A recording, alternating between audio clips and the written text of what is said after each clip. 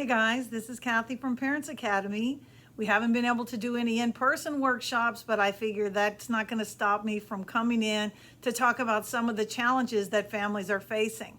A lot of what I've heard from parents, kids, and teachers alike is that homeschooling is hard. There's no question about that. We were none of us prepared for this or expecting it to last anything like the amount of time it has lasted. From a kid's perspective, they miss their friends, they miss activities, they miss recess, they miss lunchtime, they miss PE, they miss the connection. For parents, it's very much the same. They miss having a lunch break because your children are there 24/7, infinity and beyond. You don't have the same opportunities to get done what you need to do and to compartmentalize. I'm in work time now, I'm in home time now. Some of you are in work time and home time simultaneously. So trying to do your own work and also supervising a child of any age and stage who's trying to do homeschool kind of puts you into the double trouble category. For educators, this is totally uncharted territory as well. There's nobody who has it easy in this current situation. And the reality is it's really a character building time, not just for our children, but for ourselves as adults, as educators. We are all educators. We always say parents are the first and most important teacher their children will ever have. Well, in this era of homeschooling, you might be the only teacher your children have right now, and looking at how to navigate and have grace and have patience, and to realize that we cannot measure the value of the day by whether we got every single thing done. I think we get ourselves all worked up, and there are a lot of guidelines, there's a lot of work required, and there's nothing to compare to what we're going through right now as the months wear on. Whatever your child is learning, they're making some advancement. Their top level learning may not be the same right now as it is other times in life, but the reality is if we can show the tenacity, if we can show that we're going to keep trying and tomorrow's a new day and we'll try again later, that says to our children that there will be obstacles and we're willing to work through those obstacles with them. Everybody's losing their stack at least part of the time. And the reality is that we're used to taking a breather, and there's not a break. 24/7, infinity and beyond, you're with your kids. Those of you that have children going back to school, there's another whole set of worries with that.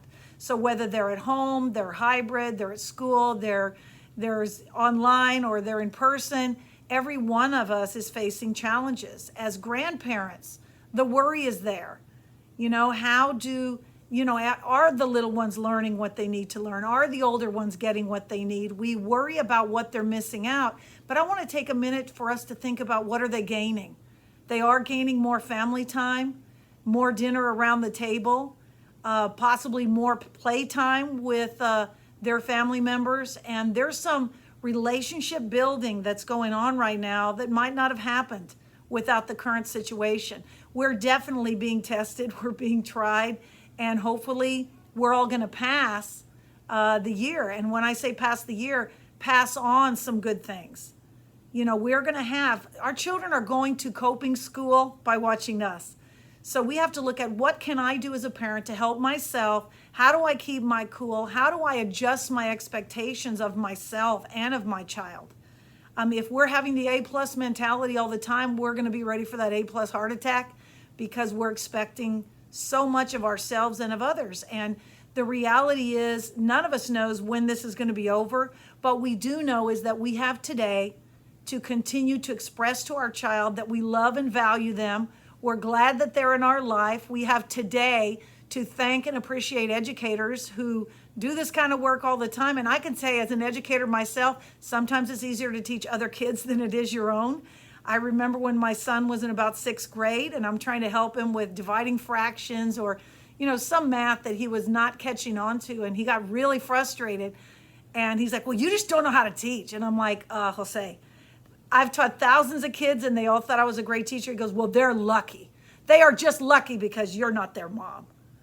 And we all go through that.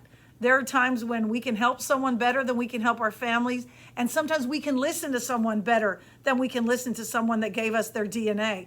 So if your children are losing patience with you and you are losing patience with them, realize that it's part of that give and take, that struggle, and just the changes we're going through. And if I can say at the end of this, I did my best, I loved you, I kept trying no matter what as a child, children are seeing a side of their parents that maybe they haven't seen.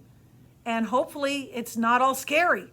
Look at what you can do for yourself as a parent to keep your spirits up, to keep yourself not in line, but in focus. We have to look at what am I filling myself with, because I'm pouring out to everybody. And if I have nothing to give, I have nothing to pour out.